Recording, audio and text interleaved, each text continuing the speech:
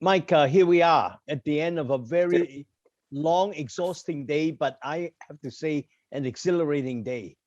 Would you like to say a few words first, or should I say a few words? Why don't you take it, Victor? And Okay, I will, but give us your better thoughts. stop me when I'm overflowing. But I must say the Asia Global Dialogue today has really addressed some of the, I would say, some of the toughest issues that we face in the planet today. But you know what is really also giving us also a lot of reasons for hope and optimism. You know, I am an eternal optimist.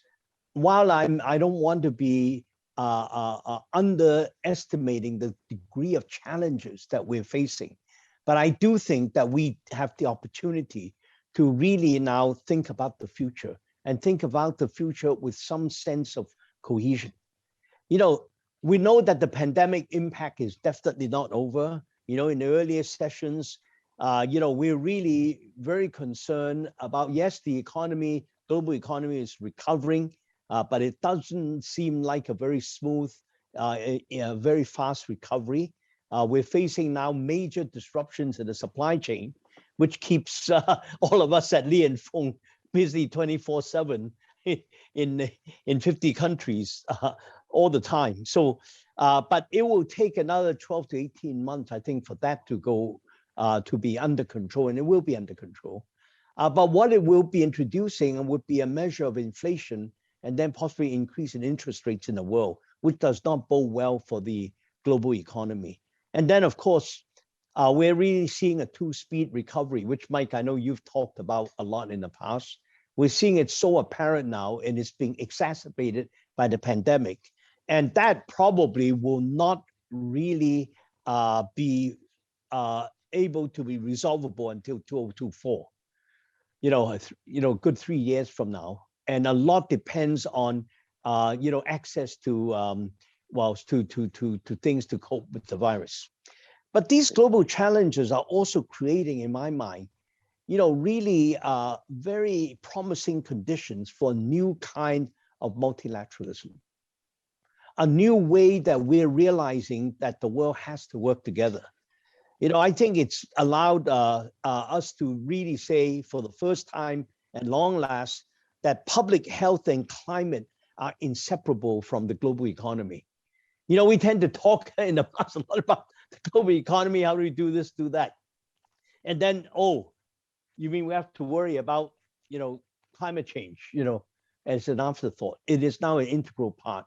And also the COVID has taught us that the world health, public health situation is an integral part. The other thing that I think is very clear now that has been shown up, and we've discussed it throughout the day, is inclusiveness, and especially the idea of actually making the inclusiveness of less developed economy, and also the access of the smaller enterprises, the small and medium-sized enterprises, the SMEs to the global economy are absolutely essential. And one of the biggest issues I see in our times is really the increasing inequality of income, which I think we really need to address. And then finally, I think what we're beginning to start working on is a lot of, I think, more and more room for participation by both the private sector and the civil society on many issues. And especially on issues like the environment. I think this is absolutely essential. It is not being left up to governments and everything's policy. I think there's a lot of stuff now bubbling down from the ground. And I think that really is the conditions for that new multilateralism. So I think of today and all the issues that we tackle and the major challenges that we've identified in many ways is a vote of confidence in multilateral system and globalization. You know, globalization is far from dead. I think it's something that we really need to perfect over the next period. And this is a clear thing that we're now saying, that we need multilateralism and really globalization over unilateralism and decoupling. And to me, I think that's a very, very important message. I have to say that I'm also encouraged And that some of the basic foundations on why we have the Fung Global Institute and now the Asia Global Institute is bringing some of the Asian perspective to these global issues. And I think we have certainly achieved that. I think Asia, in many ways, I think can in fact lead the way in some key areas. And I think we could probably set examples. A very good example in my mind is what we've achieved in the trade agreements in our CEP. That I think will be the start of a new system to actually build the WTO. And last but not least, I have to also endorse what Mike, you and Wang Bing and Al said in the last session, about what Andrew Shang, our distinguished fellow at the AGI, said about this One Earth balance sheet. We have for many years been really moving in the direction of saying just measuring GDP, just the numerical quantitative measures is not enough. We need qualitative measures. And now I think we're moving on to a whole new stage. And your concept about not just focusing on flows, but we've got to really look at the balance sheet as a point in time. I think it's very important. And what is the balance sheet for nature and some of the things that we really need in terms of really sustaining our sort of humankind going forward. So my final point, and I'll turn over to you, is really I see now a real opportunity for business and the private sector to really be proactive and take up a role.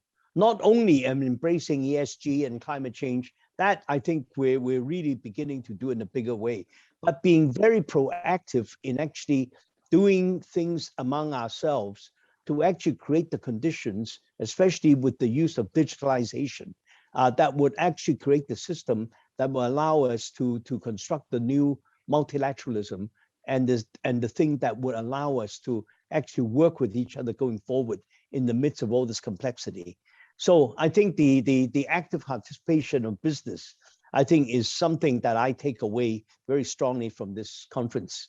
And my last but not least, I really like to thank you, all of you who have spoken so well on the panels and really really provided us the food for thought, and of course the AGI team for putting all this together.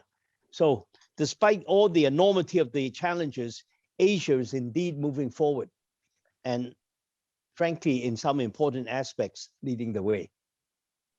So Mike, all yours.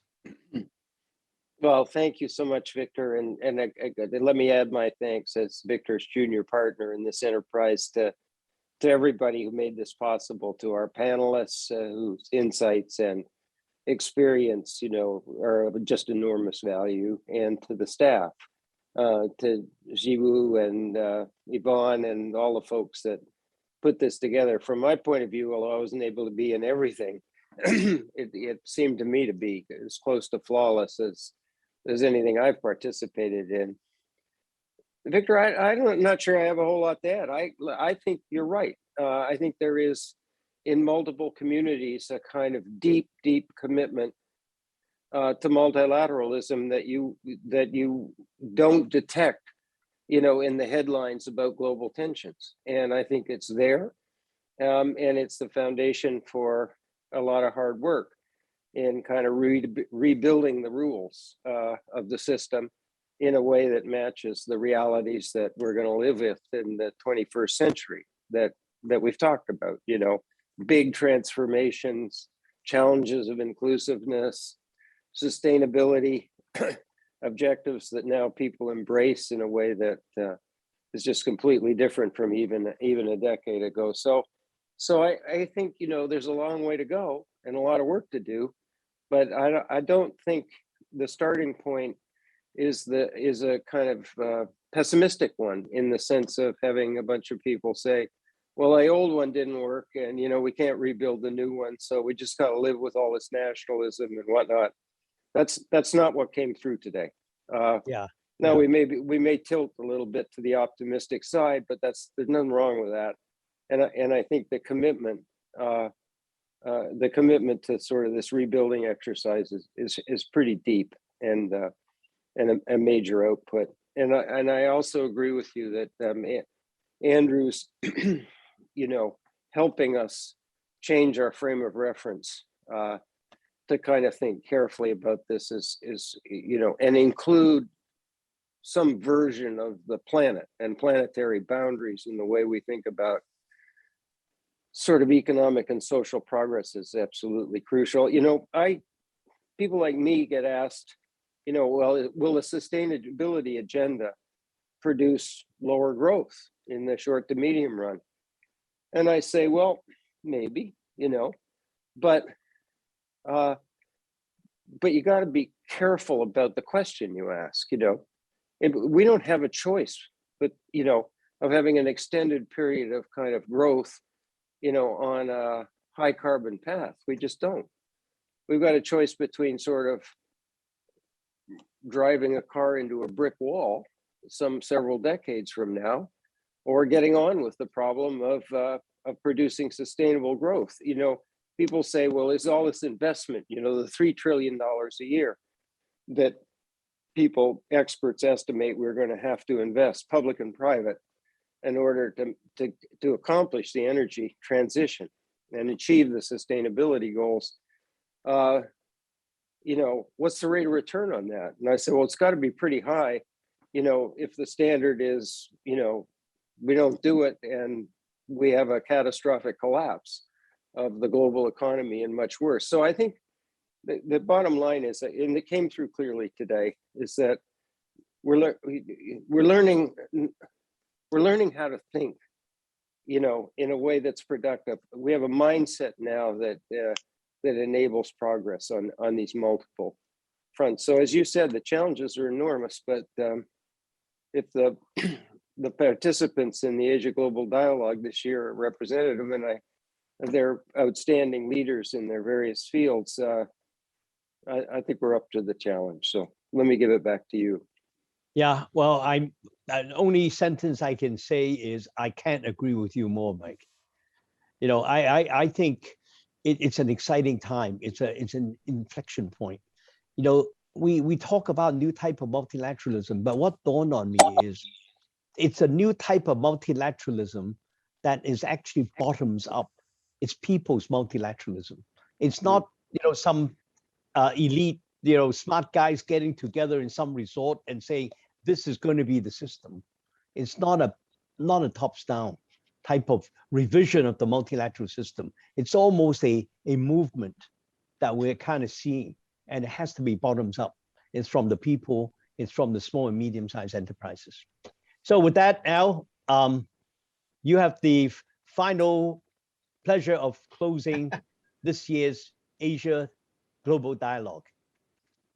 Thank you very much, Victor. Thank you very much, Mike. Yes, indeed. So thank you very much, ladies and gentlemen. Thank you very much to all our listeners. Thank you to our speakers. Thank you to my colleagues and staff. And thank you, everybody. We hope perhaps next year that we will have at least an in-person dimension to the Asia Global Dialogue. But thank you. And if I might just promote, tomorrow we have the inaugural Vogel Asia Dialogue in cooperation with the Harvard University Asia Center. So for those folks who might not have signed up for that, please do so. It's tomorrow starting at 9 a.m. sharp Hong Kong time. So thank you very much. And wherever you are, good evening, good morning, good afternoon. Thank you very much.